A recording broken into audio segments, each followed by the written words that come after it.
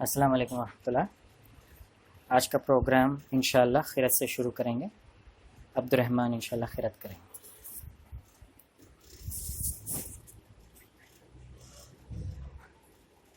اعوذ باللہ من الشیطان الرجیم، بسم اللہ الرحمن الرحیم، سبح اسم ربک الاعلی الذی خلق فسوى والذی قدر فہدى والذی اخرج المرعى فجعله غثاء أحوى سنقرئك فلا تنسى إلا ما شاء الله إنه يعلم الجهر وما يخفى ونيسرك لليسرى فذكر إن نفعت الذكرى سيذكر من يخشى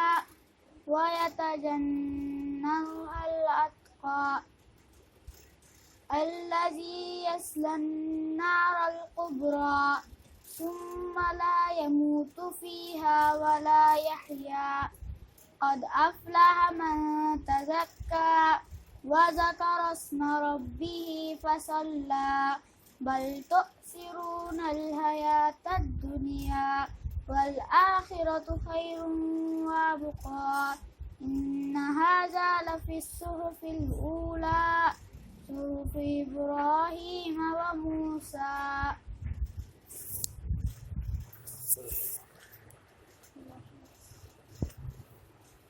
الحمدللہ۔ اب انشاءاللہ جناب ممتاز صاحب سے گزارش ہے کہ وہ آج کا پروگرام استقبال رمضان ٹاپک پہ انشاءاللہ شروع کریں۔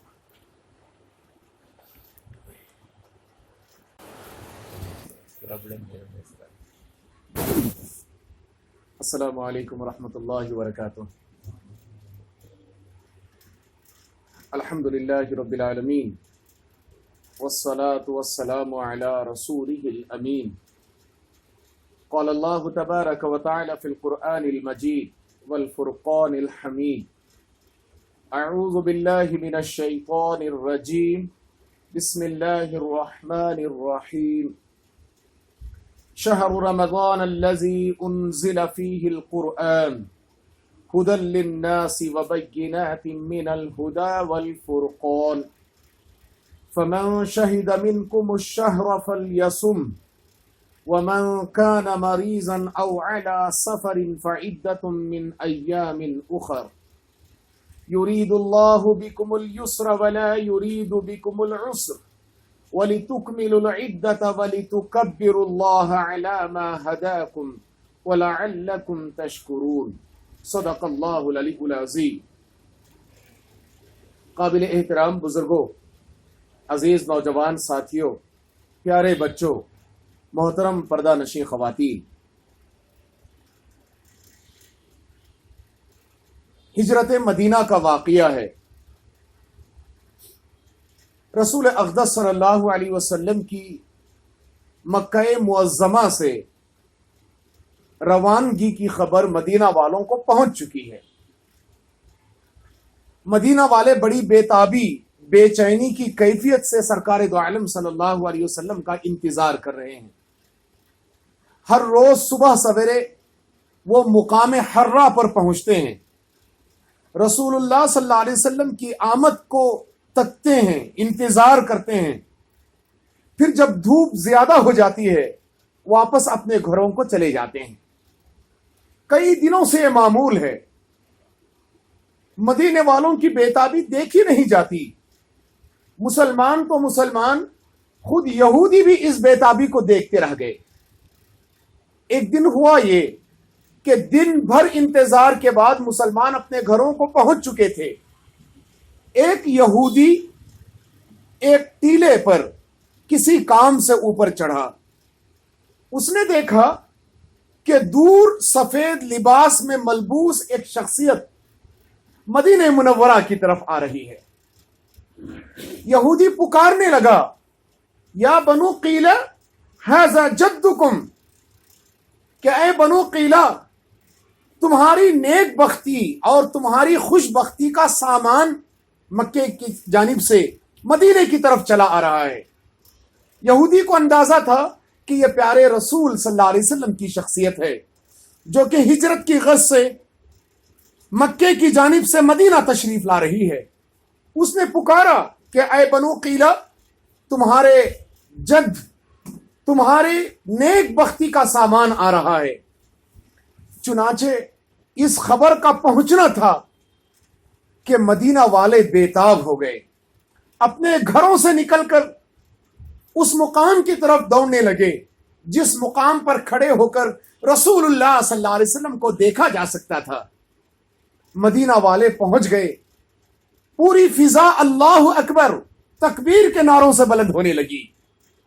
لوگ آنے والی شخصیت کا بڑی بےتابی سے انتظار کرنے لگے اور گلے ملنے کے لیے بے چین تھے، بےتاب تھے۔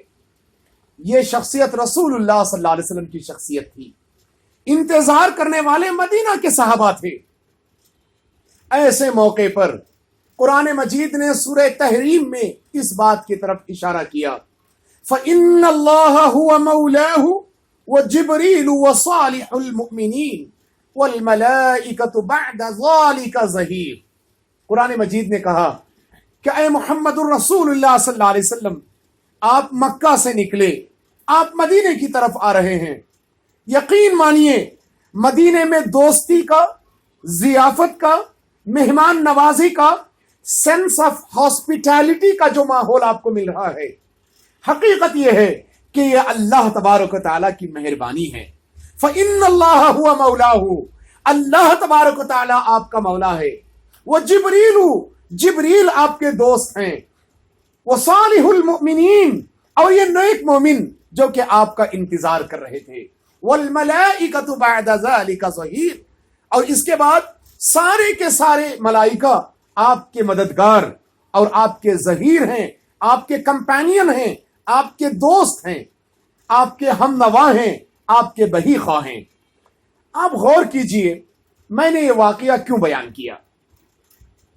میں نے یہ واقعہ اس لیے بیان کیا کہ مسلمان شروع دنوں سے بڑے مہمان نواز واقع ہوئے ہیں۔ ان کے اندر sense of hospitality in depth level تک پہنچتا ہے، بہت ڈیپ لیول تک موجود ہے۔ مسلمان لوگوں کی ضیافت بڑی خوش دلی کے ساتھ کرتے ہیں۔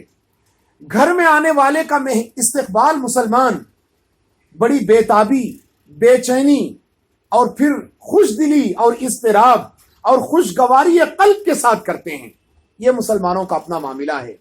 بڑے وارم ہارٹڈ مسلمان واقع ہوئے ہیں۔ گھر میں جب کوئی گیسٹ آتا ہے، کوئی مہمان آتا ہے، مسلمان آگے بڑھ کر گلے لگاتے ہیں۔ مکے سے مدینے آنے والا یہ مہمان اور مدینے میں موجود مسلمان اس مہمان کی اس قدر ضیافت جب کرتے ہیں تو تاریخ میں مؤرخین نے زبردست انداز میں اس کو بیان کیا۔ لیکن جب یہی مہمان، ایک عظیم الشان مہمان کی خبر امت مسلمہ کو دیتا ہے تو ہر مہینہ، ہر سال مسلمان اس مہمان کا بڑی بےتابی سے انتظار کرتے ہیں۔ وہ مہمان کون ہے؟ وہ مہمان رمضان المبارک کا چاند ہے، جو کہ رمضان المبارک کے شروع ایام میں شعبان کی آخری تاریخ میں دیکھا جاتا ہے۔ رسول اللہ صلی اللہ علیہ وسلم نے ضیافت کے جو اصول اپنی امت کو سکھائے، مہمان نوازی کے جو پروٹوکالز رسول اللہ صلی اللہ علیہ وسلم نے بتائے، اور ہاسپٹیلٹی کے جو پروسیجرز کو شریعت نے واضح کیا، مسلمان رمضان المبارک کے انتظار میں، ضیافت میں، مہمان نوازی میں ان تمام چیزوں کا پاس و لحاظ کرتے ہیں۔ چنانچہ رمضان سے 2 ماہ پہلے مسلمان جب رجب کا چاند دیکھتے ہیں تو دعا کرتے ہیں، اللہم بارک لنا فی رجب و شعبان وبلغنا رمضان۔ اے رب ذوالجلال، ہمیں رجب اور شعبان کی عمر میں، رجب اور شعبان کے مہینوں میں ہماری عمر میں برکت دے، اور ہمیں رمضان المبارک تک پہنچا دے. یہ ہماری دعا ہوا کرتی ہے. مہمان کا تذکرہ ہم نے کیا. مہمان جب گھر میں آتا ہے ہم نظریں بچھا کر اس کا انتظار کرتے ہیں. مہمان جب گھر میں قدم رکھتا ہے ہم اپنے آپ کو بچھا کر اس کی مہمان نوازی کا اظہار کرتے ہیں. میں آپ کو بتاتا ہوں مہمان 3 دن کے لیے اور کوئی زیادہ قریبی رشتہ دار ہو تو کچھ زیادہ دنوں کے لیے آتا ہے، لیکن ماہ رمضان المبارک پورے 29 یا 30 دنوں کے لیے ہمارے درمیان وارد ہوتا ہے. آپ غور کریں، کوئی مہمان آتا ہے تو ہم اس کے لیے کچھ دینے کا بندوبست کرتے ہیں، اچھے پکوانوں کا، کھانے کھلانے کا، انہیں شہر گھمانے کا. میں نے اپنے سمر ہالیڈیز میں ایک تھوڑا سا وقت اپنی بہن کے گھر بتایا. بہن نے میری ضیافت اور مہمان نوازی میں سب کچھ لگا دیا. وہ مجھے اپنے شہر میں موجود ایک زبردست امیوزمنٹ پارک لے گئیں. وہاں ہم نے گھڑ سواری کی، اونٹ پر بیٹھنے کا ہمیں موقع ملا، زبردست کھانے اور پکوان ہم نے کھائے. ہماری بہن نے مہمان نوازی کا زبردست بندوبست رکھا اور ہم بھی تقریباً یہی طریقہ اپنے مہمانوں کے لیے کرتے ہیں. لیکن اس مہمان کے کیا کہنے جو لینے کے لیے نہیں بلکہ دینے کے لیے آتا ہے. اس مہمان کے کیا کہنے جو رحم و کرم کا فیصلہ کرنے کے لیے آتا ہے. اس مہمان کے کیا کہنے جو فضائل، شمائل، مناقب، برکات، فیوز اور نہ جانے کیا کیا آپ پر نچھاور کرنے کے لیے آتا ہے. اس مہمان کے کیا کہنے جس کی آمد اتنی زبردست ہوتی ہے کہ اس کی عزت نوازی کا کوئی فیصلہ نہیں کیا جا سکتا اور اس کی کوئی حد متعین نہیں کی جا سکتی. ایک ایسا مہمان ماہ رمضان المبارک ہے. قرآن مجید نے سورہ توبہ میں اس چیز کی طرف اشارہ کیا. قرآن کہتا ہے ان عدت الشہور عند اللہ 12 شہرا فی کتاب اللہ یوم خلق السماوات والارض. لوگوں، اللہ تبارک و تعالیٰ کے نزدیک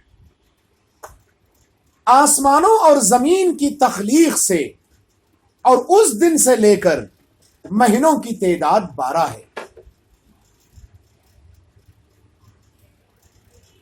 اس آیت کریمہ میں قرآن مجید اس چیز کی طرف اشارہ کرتا ہے کہ جس دن سے آسمان اور زمین پیدا کیے گئے اس دن سے اللہ تبارک و تعالیٰ کے نزدیک مہینوں کی تعداد 12 ہے. اور مہینوں کی یہ لمبائی یا تو 29 دن کی ہوتی ہے یا پھر 30 دن کی. اصل میں اسلامک پرسپیکٹیو سے لونار کیلنڈر جسے ہم قمری تقویم کہتے ہیں یہ اپنے معنی رکھتا ہے اور اس کی اپنی اہمیت ہے. اسلام کے نزدیک انگلش کیلنڈر یا سولار کیلنڈر اس کی کوئی اہمیت نہیں ہے. دین اسلام میں ایک مہینہ کم از کم 29 دنوں کا ہوتا ہے اور زیادہ سے زیادہ 30 دنوں کا ہوتا ہے. اسلام میں کوئی مہینہ 29 دن سے کم نہیں ہوتا اور 30 دن سے بڑھ کر نہیں ہوتا. آسمانوں اور زمین کی تخلیق جب سے کی گئی اس دن سے اللہ تبارک و تعالیٰ کے نزدیک مہینوں کی تعداد 12 ہے اور ہر مہینے میں یا تو 29 دن ہے یا 30 دن. اس طریقے سے اسلامی سال 354 یا 355 دن کا ہوتا ہے. 354 ڈیز یا 355 ڈیز اسلامی کیلنڈر کے اندر قمری تقویم کے اندر پائے جاتے ہیں. جس دن سے آسمانوں اور زمین کی تخلیق ہوئی اس دن سے یہ چاند کتنی بار دیکھا نہ گیا ہوگا، کتنی مرتبہ ننھا منا یہ ہلال دنیا یا آسمان پر نظر نہ آیا ہوگا. لیکن آپ کو جان کر یہ تعجب ہوگا کہ ایک بوڑھا بستر مرگ پر پڑا ہے، موت اسے دبوچنے کے لیے تیار ہے، شعبان کے آخری دن ہیں، بوڑھا یہ دعا کر رہا ہے کہ رب ذوالجلال 2-4 دن مجھے اور دے دے تاکہ ادھر رمضان المبارک کا ہلال نظر آئے اور ادھر میری جان قبض ہو. اس لیے کہ اگر ایسا ہوگا تو تیرے دربار میں پہنچ کر میں یہ نہ کہوں گا کہ میں نے اتنی نمازیں پڑھی، میں یہ نہ کہوں گا کہ میں نے اتنے حج کیے، میں یہ نہ کہوں گا کہ میں نے اتنا انفاق کیا، ہاں میں یہ ضرور کہوں گا کہ رب ذوالجلال تو نے میری موت ماہ رمضان المبارک میں نکالی اور میری روح کو ماہ رمضان المبارک میں میرے جسم سے ختم کر دیا گیا، جدا کر دیا گیا۔ یہ ہے اس ماہ کی اہمیت، یہ ہے اس ماہ کی فضیلت۔ اس ماہ کی فضیلت اتنی عظیم الشان ہے کہ رسول اللہ صلی اللہ علیہ وسلم نے ارشاد فرمایا کہ جب ماہ رمضان آتا ہے رب ذوالجلال رحمت کے دروازوں کو کھول دیتا ہے، رب ذوالجلال جہنم کے دروازوں کو بند کر دیتا ہے، اور رب ذوالجلال شیاطین کو زنجیروں کے اندر باندھ دیتا ہے۔ رمضان المبارک کی یہ فضیلت بیان کی گئی کہ اس ماہ میں انجام دیا جانے والا ہر نفل فرض کے برابر قرار دیا جائے گا، اور ہر فرض کو 70 فرائض یا پھر اس سے زیادہ اجر و ثواب سے نوازا جائے گا۔ یہ اس ماہ کی فضیلت امام نسائی رحمت اللہ علیہ نے اپنی سنن نسائی میں ایک باب باندھا ہے۔ اس باب کا مفہوم یہ ہے کہ رمضان کو رمضان کہا جائے یا ماہ رمضان کہا جائے، اور اس کی تشریح بعض احباب نے بڑے اچھے انداز میں کی ہے۔ اس ضمن میں 3 رائے ہیں۔ پہلی رائے یہ ہے کہ رمضان کو رمضان نہ کہا جائے بلکہ ماہ رمضان کہا جائے۔ اس کی وجہ یہ ہے کہ رمضان اللہ تبارک و تعالیٰ کے ناموں میں سے ایک نام ہے۔ اب اگر یہ کوئی کہے کہ رمضان آ گیا تو نعوذ باللہ رب ذوالجلال کی شان میں گستاخی نہ ہو کہ کہیں اللہ تبارک و تعالیٰ کی ذات کے آنے کا مفہوم اس سے پیدا ہو یا پھر اس سے نکالا جائے۔ تو ایک مفہوم، ایک قول یہ کہا گیا کہ رمضان کے سلسلے میں اسے ماہ رمضان کہہ کر پکارا جائے۔ اس سلسلے کی دوسری رائے یہ ہے کہ اگر تذکرہ مہینے کا چل رہا ہے اور کنٹیکسٹ آف ڈسکشن میں something being considered is the month, at that moment of time آپ ماہ رمضان کو صرف رمضان کہہ کر بلا سکتے ہیں، اس لیے کہ پس منظر میں مہینے کا تذکرہ ہے، پس منظر میں رب ذوالجلال کی ذات مراد نہیں ہے۔ ایسے میں صرف رمضان کہا جائے تو اس سے کوئی قباحت نہیں آتی۔ اس سلسلے کی تیسری گفتگو یہ ہے جس پر امام بخاری رحمت اللہ علیہ نے کلام کیا اور جسے عام علماء اور محققین نے صحیح قرار دیا، وہ یہ کہ رمضان کو ماہ رمضان بھی کہا جا سکتا ہے اور رمضان کو رمضان بھی کہا جا سکتا ہے۔ لیکن اب غور کریں، لفظ رمضان بعض محققین کے نزدیک اللہ تبارک و تعالیٰ کے ناموں میں سے ایک نام ہے۔ جیسے اللہ کا نام رحمان ہے، اللہ تبارک و تعالیٰ کا نام مہیمن ہے، علیم ہے، قدیر ہے، ایسے ہی رمضان اللہ تبارک و تعالیٰ کا نام ہے۔ اور بعض اہل علم نے اشارہ کیا کہ رمضان اللہ تبارک و تعالیٰ کا مہینہ ہے۔ رمضان کو شہر اللہ کہا گیا، رمضان اللہ کا مہینہ ہے۔ اس کو کیوں اللہ کا مہینہ قرار دیا گیا میں اس پر گفتگو کروں گا، لیکن اس سے پہلے چند اور باتیں آپ غور کریں۔ عربی زبان میں لفظ رمضان رمضا سے بنا ہے،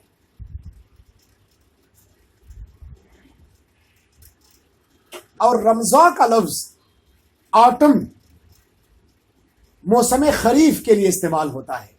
آپ کو معلوم ہے آٹم کا جو مہینہ ہے یہ سال کے مہینوں میں سے تیسرا مہینہ ہے۔ ناردرن ہیمیسفیئر میں یہ مہینہ غالباً ستمبر میں شروع ہوتا ہے اور نومبر تک چلتا ہے، جبکہ سدرن ہیمیسفیئر میں یہ مہینہ مارچ، اپریل، مئی یا پھر اس کے لگ بھگ مہینوں میں شروع ہوتا ہے اور 3 مہینوں کی اس کی مسافت ہوتی ہے۔ موسم خریف کو رمضان عربی زبان میں کہا گیا، اور رمضان کے ایک مفہوم یہ بھی لیا گیا کہ آٹم کے مہینے میں جو بارش ہوتی ہے، موسم خریف میں جو بارش ہوتی ہے، اس بارش کے لیے لفظ رمضان استعمال کیا گیا، اور اسی سے اس مہینے کا نام رمضان اس لیے قرار دیا گیا کہ آٹم کے مہینے میں ہونے والی بارش زمین کے اندر موجود گندگی کو دھوتی ہے۔ ٹھیک اسی طریقے سے ماہ رمضان میں رب کی رحمت انسانوں کے گناہوں کو پاک و صاف کرتی ہے اور ان کے دلوں کے اندر جذبات بر، نیکیوں کے جذبات کو بھرتی ہے، نیکیوں کے جذبات کو ڈالتی ہے۔ رمضان کا ایک لفظ عربی زبان میں رمز سے بھی لیا گیا، اور رمز کہتے ہیں تپش کو، انٹینسٹی کو، گرمی کو، شدت کو، شدت گرمی کو، انٹینسٹی آف ٹیمپریچر کو۔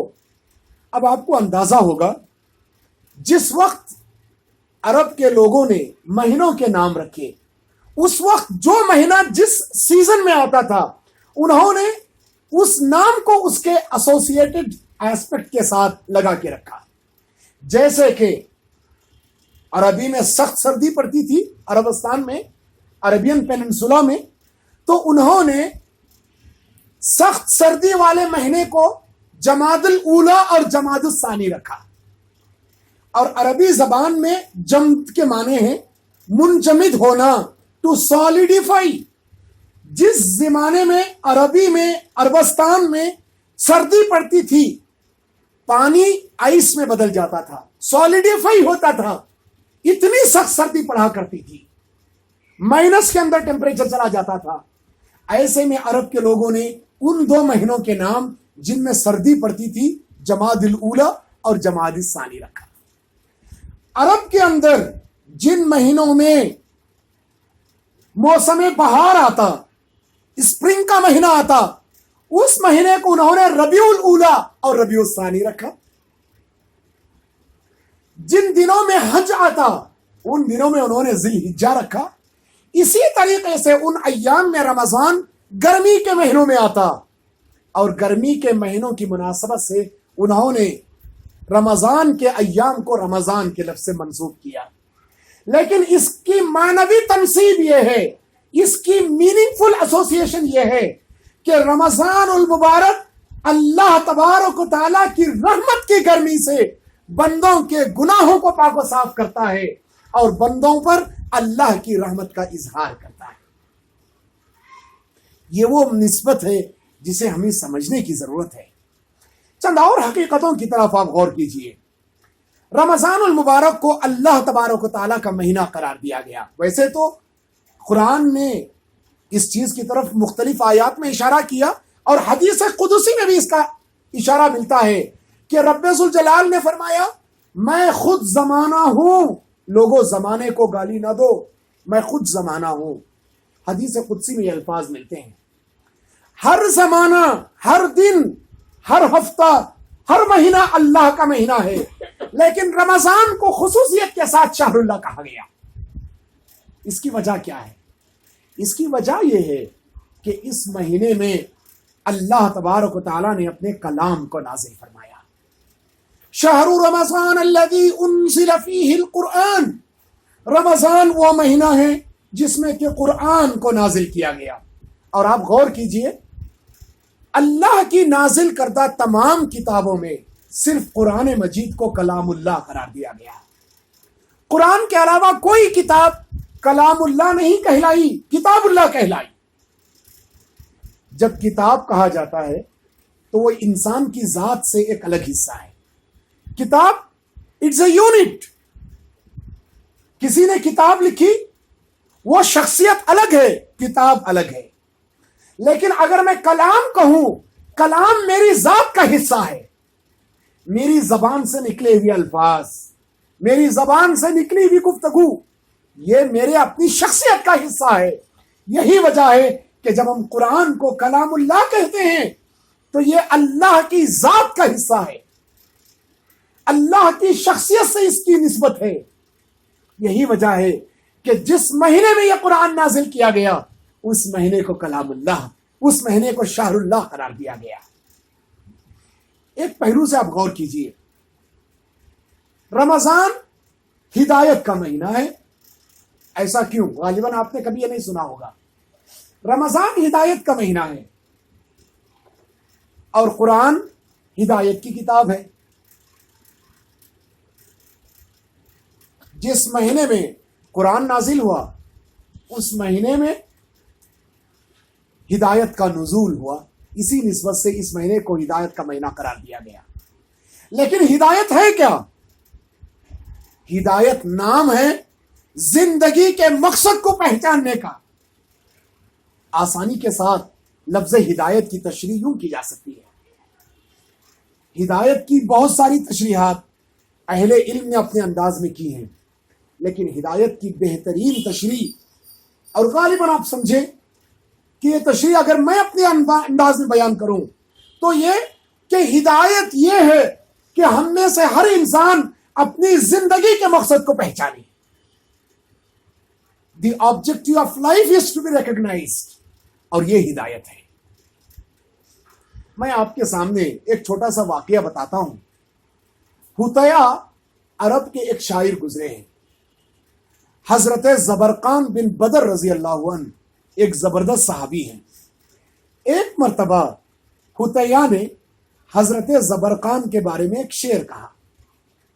شعر یہ تھا: دع المکارم لا ترحل لبغیتها وقعد فإنك انت الطاعم القاسی. شاعر نے کہا حضرت زبرقان کو خطاب کر کے، دع المکارم، بڑے بڑے ایمز کی بات نہ کرو. Don't have a big aim in your life. شاعر صحابی رسول کو خطاب کر کے کہہ رہا ہے دع المکارم، بڑے بڑے مقصد کی بات نہ کر. لا ترحل لبغیتی ہے، بڑے بڑے مقاصد کو حاصل کرنے کی کوشش نہ بھی کر. کیوں؟ وقود، ارے تیری ذات تو گھر میں بیٹھے رہنے کے قابل ہے.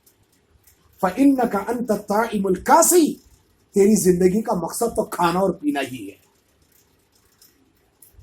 شاعر نے کہہ دیا. صحابی رسول اس شعر کو سن کر سخت ناراض ہوئے. صحابی رسول خاموش رہنے والے نہیں تھے. آپ نے حضرت عمر رضی اللہ عنہ کی عدالت میں اس شعر کو بحیثیت کیس کے پیش کیا. حضرت عمر کو معلوم تھا کہ شعر کے کیا کریٹک ہے، شعر کے اندر حسن و قباح کا کیا معیار ہے. حضرت عمر نے شاعر رسول حضرت حسان بن ثابت کو بلا بھیجا.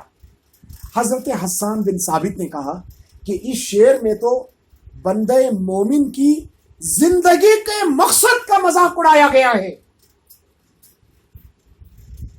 اس شعر میں بندہ مومن کے زندگی کے مقصد کا ہجوم اڑایا گیا ہے. حضرت عمر نے کہا کہ اس گستاخ شاعر کو جیل کی سلاخوں کے پیچھے بند کر دیا جائے جس نے صحابی رسول کی زندگی کا یہ مقصد بیان کیا اور مقصد زندگی کو گرا کر پیش کیا. میں پوچھوں آپ سے، how many of you know the aim of your life? آپ میں سے کتنے لوگ زندگی کے مقصد سے آگاہ ہیں؟ اگر آپ زندگی کے مقصد کی شناخت اور پہچان رکھتے ہیں تو یہ اس بات کی گواہی ہے کہ آپ ہدایت سے آشنا ہیں. اگر آپ زندگی کے مقصد سے بے بہرا ہیں تو یقین مانیے آپ ہدایت سے کورے ہیں. رمضان آپ کو یاد دلانے کے لیے آتا ہے کہ آپ کی زندگی کا مقصد اور اس کا شعور کیا ہے. رمضان آپ کی ذات کا تعلق، آپ کی شخصیت کا تعلق آپ کے مقصد وجود کے ساتھ جوڑتا ہے. The aim of existence, the aim of life of yours is being defined by Ramzan. اگر یہ شعور نہ ہو، اگر یہ آگہی نہ ہو، اگر یہ مقصد زندگی کا وجدان نہ ہو، اس کا ریکگنیشن نہ ہو، اس کی پہچان نہ ہو، اس کا تعارف نہ ہو اور اس کے ساتھ رشتہ ناتا نہ ہو، تو یقین مانیے ہم تو شاید حطیہ کے اس شعر کے مصداق ہیں اور ہمیں اپنی زندگی کی کوئی پہچان نہیں ہے. رمضان المبارک کے سلسلے میں سب سے اہم ترین چیز دن کے روزے اور رات کا کھڑنا ہے، جسے اچھی سی زبان میں دن کا صیام اور رات کا قیام کہا جا سکتا ہے. رمضان کی عبادتوں میں دو اہم عبادتیں دن کا صیام یعنی دن کے روزے اور رات کا قیام یعنی رات کا رب کے روبرو کھڑے ہونا ہے. دن کے صیام کے سلسلے میں قرآن نے اشارہ کیا، حدیث قدسی میں اس چیز کی طرف اشارہ ہے.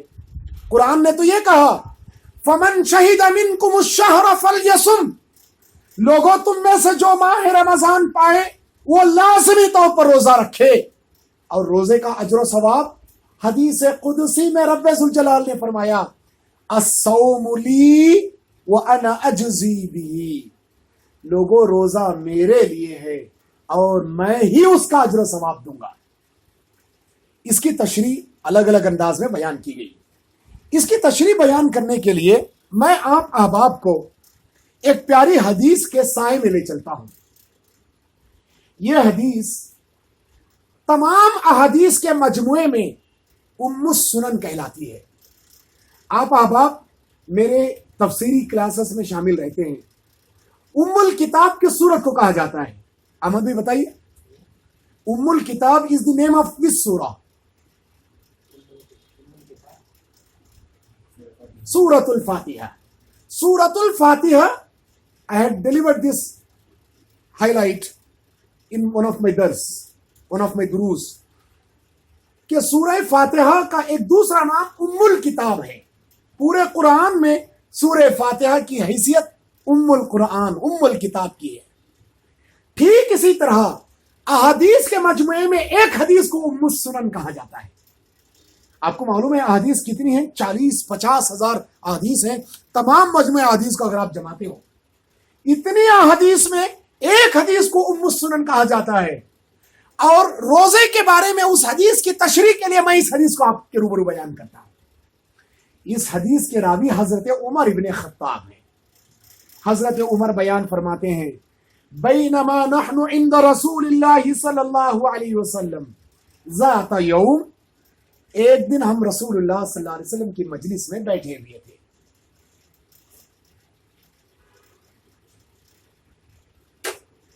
اذ طلع علینا رجل، جبکہ ہمارے درمیان ایک آدمی طلوع ہوا.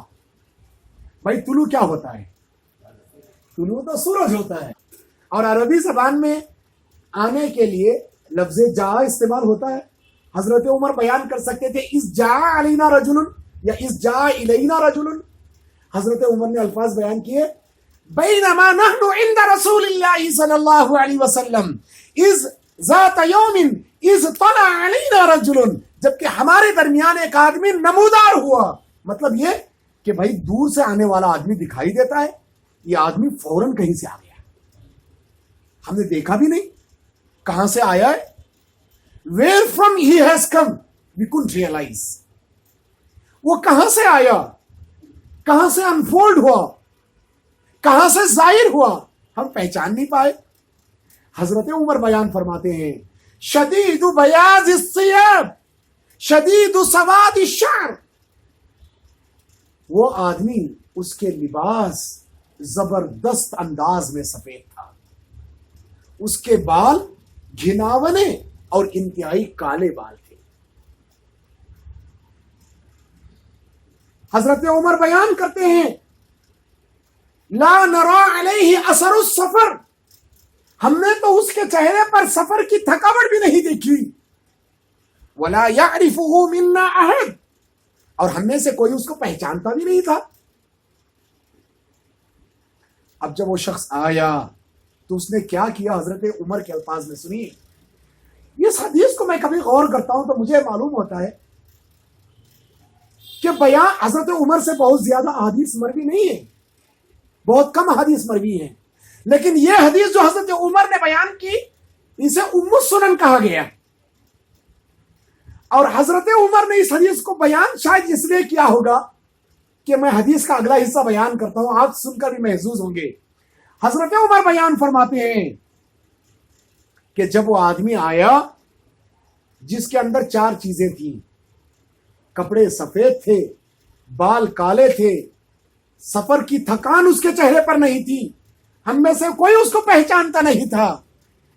جب وہ آیا تو رسول اللہ صلی اللہ علیہ وسلم کے قریب پہنچ گیا. کس کی مجال کے حضرت عمر کے بیٹھے ہوئے کوئی شخص رسول اللہ سے اتنے قریب پہنچنے کی کوشش کرے. فَأَسْنَتَ رُكْبَتَيْهِ إِلَىٰ رُكْبَتَيْهِ وَوَضَعَ كَفَّيْهِ عَلَىٰ فَخِذَيْهِ. حضرت عمر بیان کرتے ہیں کہ وہ آدمی رسول اللہ کے اتنے قریب پہنچا کہ اس نے اپنے دونوں گھٹنے رسول اللہ کے گھٹنوں سے ملا دیا اور اس نے اپنی دونوں ہتھیلیاں اللہ کے رسول کے زانوئے مبارک پر رکھ دی. یہ الفاظ پڑھ کر مجھے محسوس ہوتا ہے کہ شاید حضرت عمر نے اس حدیث کو اس لیے روایت کی،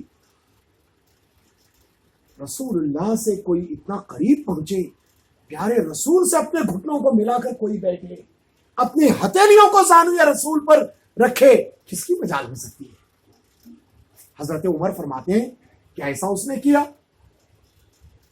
فقال، اب پھر اس نے رسول اللہ صلی اللہ علیہ وسلم سے پوچھا، اخبرنی ما الاسلام، یا محمد اخبرنی ما الاسلام، اے محمد صلی اللہ علیہ وسلم آپ مجھے بتائیں کہ اسلام کیا ہے. اللہ کے رسول صلی اللہ علیہ وسلم نے جواب دیا، ان تشہد اللہ الہ الا اللہ وان محمد رسول اللہ وتقیم الصلاة وتؤتی الزکاة وتصوم رمضان وتحج البیت ان استطعت الیہ سبیلا. رسول اللہ صلی اللہ علیہ وسلم نے جواب دیا کہ اسلام یہ ہے کہ تم گواہی دو کہ اللہ کے سوا کوئی معبود نہیں، محمد الرسول اللہ صلی اللہ علیہ وسلم اللہ کے رسول ہیں، تم نماز قائم کرو، تم زکوٰۃ دو، تم روزہ رکھو، اور اللہ نے اگر تمہیں صاحب استطاعت بنایا تو تم حج کرو. حضرت عمر فرماتے ہیں، قال صدقت، اس آنے والے شخص نے رسول اللہ کا جواب سن کر کہا کہ آپ نے سچ کہا. فعجبنا لہ، ہم کو یہ سن کر بڑا تعجب ہوا. یسألہ و یصدقہ، یہ سوال بھی پوچھتا ہے اور جواب کا کنفرمیشن بھی دیتا ہے. اندازہ لگائیے حضرت عمر کا معاملہ کیا ہو رہا ہوگا، کیسے حضرت عمر رضی اللہ عنہ اس پورے پس منظر کو دیکھ رہے ہوں گے کہ آدمی سوال بھی کر رہا ہے پیارے رسول سے، جواب بھی سن رہا ہے اور جواب کا کنفرمیشن بھی دے رہا ہے کہ آپ نے سچ کہا. پھر اس آنے والے نے دوسرا سوال کیا. دوسرا سوال کیا تھا؟ اخبرنی عن الایمان، آپ مجھے بتائیں کہ ایمان کیا ہے. پیارے رسول اللہ صلی اللہ علیہ وسلم نے جواب دیا، ان تؤمن باللہ وملائکتہ وکتبہ ورسلہ والیوم الآخر وتؤمن بالقدر خیرہ وشرہ. ایمان یہ ہے کہ تم یقین رکھو اللہ پر، اس کے ملائکہ پر، اس کی کتابوں پر، اس کے رسولوں پر، آخرت کے دن پر اور تقدیر پر اس کے اچھے اور برے ہونے کی حیثیت سے. قال صدقت، حضرت عمر نے بیان فرمایا کہ اس نے دوبارہ اس جواب کا کنفرمیشن دیا اور اس کی تصدیق کی اور کہا کہ آپ نے سچ کہا. اب پوچھنے والے نے تیسرا سوال کیا جس کا تعلق ہماری گفتگو سے ہے. پوچھنے والے نے پوچھا، مل احسان، اخبرنی عن الاحسان، مجھے بتائیں کہ احسان کیا ہے. رسول اللہ صلی اللہ علیہ وسلم نے فرمایا، ان تعبد اللہ کأنک تراہ فإن لم تکن تراہ فإنہ یراک. احسان یہ ہے کہ تم اللہ کی عبادت یوں کرو کہ یہ خیال تمہارے ذہن کے اندر مستحضر رہے کہ تم اللہ کو دیکھ رہے ہو. اگر یہ خیال تمہارے ذہن کے اندر موجود نہ ہو سکے، کم از کم اتنا خیال تو پال لو کہ اللہ تمہیں دیکھ رہا ہے. کبھی ان تین سوالات کو پوچھنے والے نے ایک دو سوال اور پوچھے. بعد میں رسول اللہ نے حضرت عمر سے پوچھا، عمر جانتے ہو یہ کون ہے؟ حضرت عمر نے کہا، اللہ و رسولہ اعلم، اللہ اور اللہ کے رسول کو زیادہ علم ہے. پیارے نبی نے فرمایا، انہ جبریل، یہ جبریل تھے جو میرے پاس آئے تھے اور مجھ سے سوال کر رہے تھے. شارحین احادیث نے بیان کیا کہ یہ مرحلہ حجۃ الوداع سے ذرا پہلے یا حجۃ الوداع کے ذرا بعد رونما ہوا. مطلب یہ کہ یہ حدیث اور اس کا مقام رسول اللہ کی دوسری تمام احادیث کو اپنے اندر اوڑے ہوئے ہے، اس لیے کہ اس میں اسلام کی حیثیت کو پیش کیا گیا. شریعت کے تین حصے ہیں. شریعت کی پہلی سطح اور شریعت میں معاملات کا پہلا حصہ جسے ہم کہتے ہیں ایکسٹینسو نیڈ، ایسی ضرورت which is extremely needed. اور یہ معاملہ اسلام کے ساتھ ہے. شریعت میں دوسری چیز جسٹ اے نیڈ، حاجت، ضرورت، اور اس کا تعلق ایمان سے ہے. شریعت کی تیسری چیز تحسین، بیوٹیفیکیشن، اور اس کا تعلق احسان سے ہے. کیا آپ کو کسی نے کوئی ایسا تحفہ دیا ہوگا جس میں اگر کسی نے آپ کو کوکر پیش کیا ہو تو ایسے ہی کوکر دے دیا گیا؟ کسی نے آپ کو کوئی کتاب دی ہو تو کتاب ایسے ہی دے ڈالی؟ نہیں، اس نے کتاب کو ایک لبادے میں پہنچایا، ایک کور کے اندر رکھا اور بہترین بیوٹیفائی کر کے پیش کیا. اب آپ تھوڑا اور چلیے میرے ساتھ، اور آپ کو میں بتاتا ہوں شاید روزے کے بارے میں آپ نے یہ تصور کبھی اس سے پہلے نہیں کیا ہوگا. قرآن نے کیا کہا سنیے. قرآن کہتا ہے ذالک الکتاب لا ریب فیہ ھدی للمتقین. یہ قرآن وہ کتاب جس میں کوئی شک نہیں، یہ متقین کے لیے ہدایت ہے. اب متقین کی صفات کیا ہیں؟ الذین یؤمنون بالغیب ویقیمون الصلاۃ ومما رزقناہم ینفقون. یہ وہ لوگ ہیں جو غیب پر ایمان رکھتے ہیں، نماز پڑھتے ہیں، انفاق کرتے ہیں، ایمان لاتے ہیں، نہ جانے اور کیا کیا. یہ متقین کی صفات. لیکن روزے کا ذکر ہوا تو قرآن نے کیا کہا؟ کتب علیکم الصیام کما کتب علی الذین من قبلکم لعلکم تتقون. لوگوں، روزہ فرض کر دیا گیا جیسے کہ پچھلی قوموں پر فرض کر دیا گیا تھا، اور روزے کے نتیجے میں تمہارے اندر تقوی کی صفت پیدا ہو. وہاں متقین کی صفت یہ تھی کہ وہ نماز پڑھتا ہے، وہاں متقین کی صفت یہ تھی کہ وہ ایمان رکھتا ہے، وہاں متقین کی صفت یہ تھی کہ وہ انفاق کرتا ہے. اور یہاں یہ بتایا گیا کہ متقی پیدا ہوتے ہیں روزہ رکھنے سے. عجیب و غریب کیفیت، عجیب و غریب کیفیت. معلوم ہوتا ہے کہ اعمال کرنے کے لیے تقوی کی ضرورت اور تقوی کو پیدا کرنے کے لیے روزے کی ضرورت. جب تک روزہ نہ ہوگا تقوی کی کیفیت پیدا نہیں ہوگی، اور جب تک تقوی کی کیفیت پیدا نہیں ہوگی انسان تقوی کے درجات میں آگے بڑھتا نہیں جائے گا.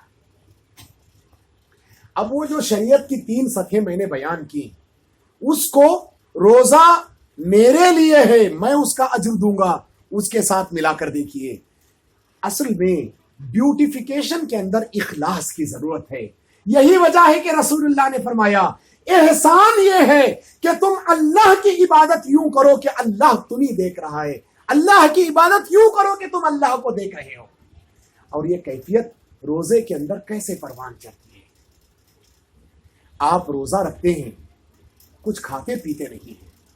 روزے کا تعلق صبر سے ہے، اس لیے کہ ایک صبر تو وہ ہوتا ہے کہ کتے کو کھانا نہ ملا، کتے نے بھی اپنے آپ کو برداشت کر لیا. ایک صبر جانور بھی کرتا ہے، اسے صبر اضطراری کہا گیا. لیکن مومن یہ صبر اختیاری اختیار کرتا ہے. صبر اضطراری پیشنس بائی کمپلشن، اور صبر اختیاری پیشنس بائی چوائس. روزہ رکھنے کے ساتھ ساتھ آپ پانی بھی پی سکتے ہیں، آپ کھانا بھی کھا سکتے ہیں، آپ کی محبوبہ آپ کے دامن میں بیٹھی ہے، آپ اپنی زندگی کی ضرورت بھی پورا کر سکتے ہیں. لیکن کہا گیا کہ روزے کی حالت میں نہیں، اور یہ نہ کیا جائے. قرآن نے کہا اس کے ذریعے تقوی کی صفت پیدا ہوتی ہے. برادر احمد نے مجھ سے کہا کہ رمضان کو، ماہ رمضان میں پریپیئر ہونے کے سلسلے میں گفتگو کی جائے. ہمارا پریپریشن کیسے ہو سکتا ہے؟ 2-4 منٹ میں ان نکات پر گفتگو کر کے میں اپنی استقبال رمضان کی اس گفتگو کو ختم کرتا ہوں. ہمارے اندر رمضان المبارک میں تبدیلی، ہمارے عقیدے کے اندر تبدیلی آنی ضروری ہے. ہمارے عمل اور ہماری عبادت میں تبدیلی آنی ضروری ہے. ہمارے معاملات، ہمارے انفاق میں تبدیلی آنی ضروری ہے. ہماری پرسنالٹی اور ہمارے ہیبٹس میں تبدیلی آنی ضروری ہے. یہ تبدیلی اگر رونما ہوتی ہے تو رمضان واقعتاً ایسا ہے کہ ہم اس کے رمضان برکتوں سے، اس کے ثمرات سے فیضیاب ہو رہے ہیں. رمضان المبارک میں کرنے کے جو بہت سارے کام ہیں، میں صرف بلٹ پوائنٹس کی حیثیت سے ان کو ٹچ کرتا ہوں. پہلا کام دا ٹیئرز آف ریپینٹنس، ندامت کے آنسو بہائیے رمضان المبارک میں. 11 مہینوں میں جو کوتاہی سرزد ہوئی، جو غلطیاں سرزد ہوئی، جو گناہ سرزد ہوئے، ماہ رمضان المبارک کے پہلے لمحے سے آخری لمحے تک آپ اللہ تبارک و تعالیٰ کی بارگاہ میں ندامت کے آنسو بہاتے رہیے، شرمندگی کے آنسو بہاتے رہیے. اس لیے کہ کہا گیا کہ ندامت کے آنسو شہیدوں کے خون کے برابر ہیں. موتی سمجھ کے شان کریمی نے چن لیے. علامہ اقبال نے اشارہ کیا، موتی سمجھ کے شان کریمی نے چن لیے، قطرے جو تھے میرے عرق انفعال کے. انفعال ندامت اور ریپنٹنس کے لیے استعمال کیا جاتا ہے. میری پیشانی پر پشیمانی اور شرمندگی کے جو خطرے نکلے، رب ذوالجلال نے موتی سمجھ کر ان قطروں کو چن لیا. موتی سمجھ کے شان کریمی نے چن لیے، قطرے جو تھے میرے عرق انفعال کے. The first thing that we have to do is ہم ندامت اور شرمندگی کے آنسو بہائیں. دوسری چیز رمضان المبارک میں جو ہمیں کرنی ہے وہ ہماری عادتوں کا بدلاؤ ہے. The change of habits. ویسے تو رمضان ہمارے کھانے پینے کی عادتوں کو بدلتا ہی ہے، ہماری سوچنے کا رخ بھی تو بدلے، ہماری فکر کا ڈائریکشن بھی تو بدلے، ہمارے افکار کی نہج بھی تو بدلے، ہمارا ڈائریکشن آف تھاٹ پروسیس بھی تو بدلے. یہ جب چیزیں ہوں گی ہماری عادتوں کے ساتھ ہماری فکر بھی بدلے گی اور ہم ایک صحیح نہج پر جائیں گے. رمضان المبارک میں ایک کرنے کا کام یہ ہے کہ ہماری عبادتوں کے اندر ایک لطف پیدا ہو، بیوٹیفیکیشن آئے. ہم گھر میں پڑھ رہے ہوں نمازیں، مسجد میں جا کر ادا کریں. مسجد میں پہلے سے پڑھ رہے ہوں، تکبیر تحریمہ کے ساتھ ادا کریں. تکبیر تحریمہ کے ساتھ ادا کی جا رہی ہوں، اخلاص اور للہیت کے ساتھ ادا کریں. ویسے ادا کریں جیسے کہ حدیث جبریل میں بیان کیا گیا کہ ہم اللہ کو دیکھ رہے ہیں. اگر یہ کیفیت پیدا نہ ہو تو اتنی تو کیفیت پیدا ہو کہ ہم اللہ تعالیٰ ہمیں دیکھ رہا ہے. اس کیفیت کے ساتھ ہماری عبادتوں کے اندر تبدیلی آئے. رمضان کو مواسات کا مہینہ کہا گیا. مواسات کہتے ہیں ہمدردی کو، غمخواری کو، وحی خواہی کو. رمضان المبارک میں انفاق اور اللہ تبارک و تعالیٰ کی راہ میں خرچ کرنے کے لیے ہم آگے بڑھیں اور خوب خرچ کرتے رہیں. عبادتوں کا ذکر آیا، ہماری عام عبادتوں کے ساتھ ساتھ قیام اللیل. اور قیام اللیل صرف تراویح کی حد تک نہیں بلکہ سحری کے موقع پر تہجد گزاری سے بھی کام لیں. خوب اللہ رب ذوالجلال کی بارگاہ میں نمازوں میں کھڑے ہوں، گڑ گڑائیں، دعا مانگیں. دعا مانگنے کے طریقے الگ الگ ہو سکتے ہیں.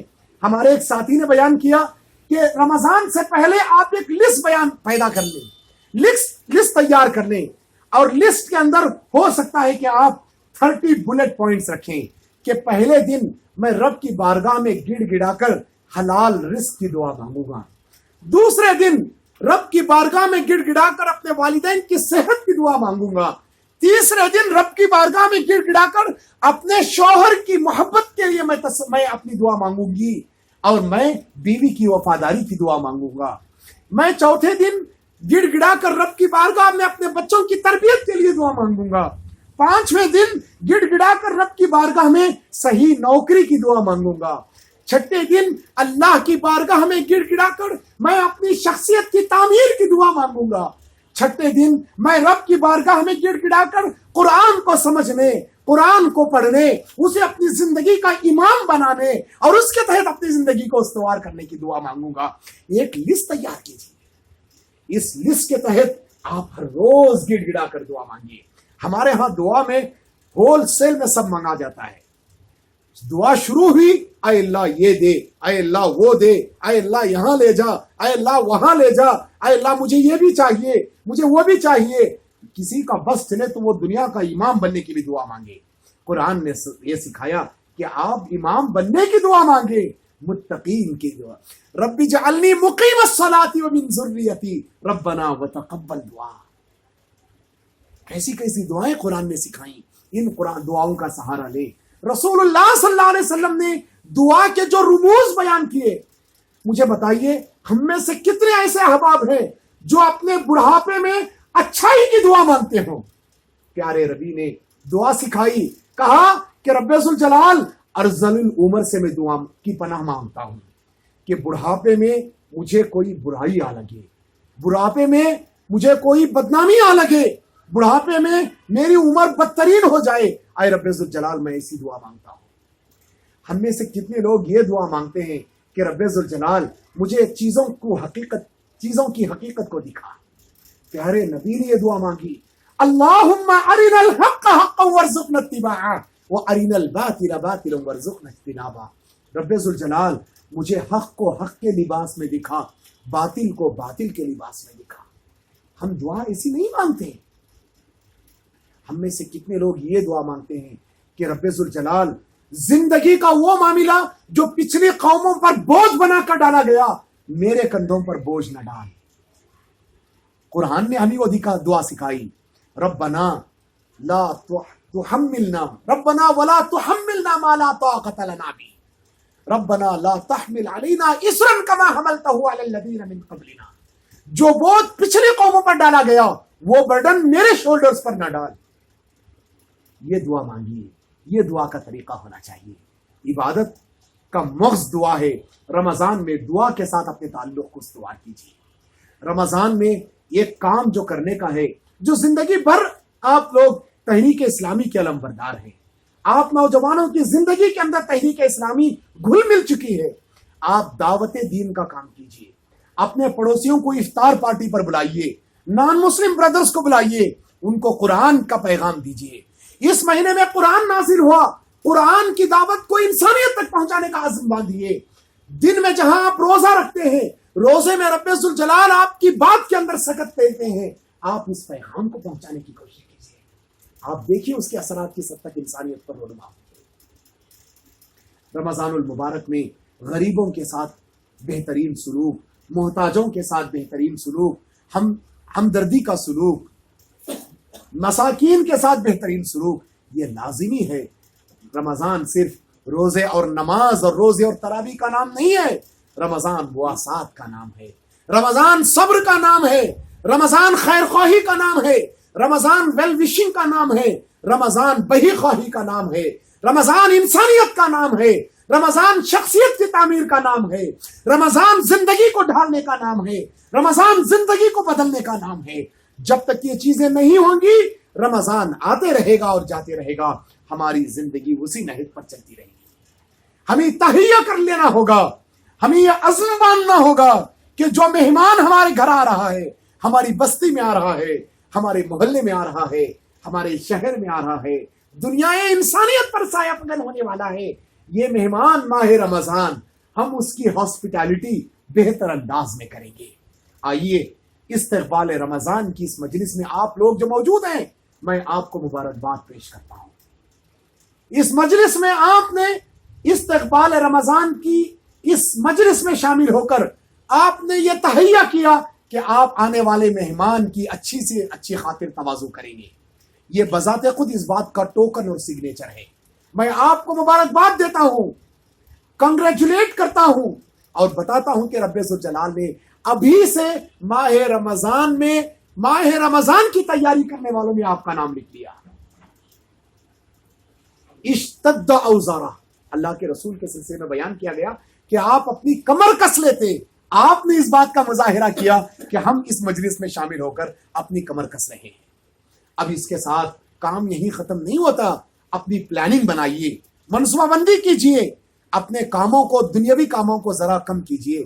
11 مہینے ہم کرتے ہی ہیں، آفس کے کام، پروفیشنز کے کام، عورتیں پکوان پکانے کے کام، اور زبردست انداز میں عورتوں کے اپنے کام رہتے ہیں، لیکن اس کے ساتھ ساتھ ہم رمضان کی ایک منصوبہ بندی کر لیں، قرآن کے ساتھ اپنا تعلق جوڑ لیں۔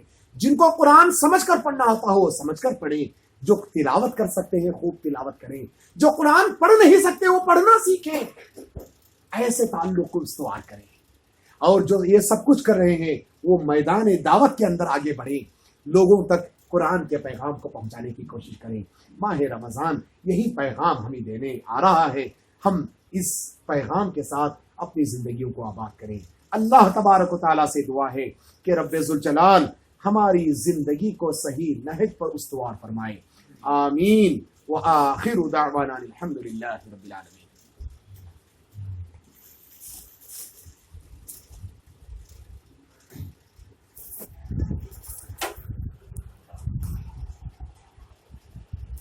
جزاک اللہ خیر سید ممتاز صاحب for a wonderful تقریر on استقبال رمضان.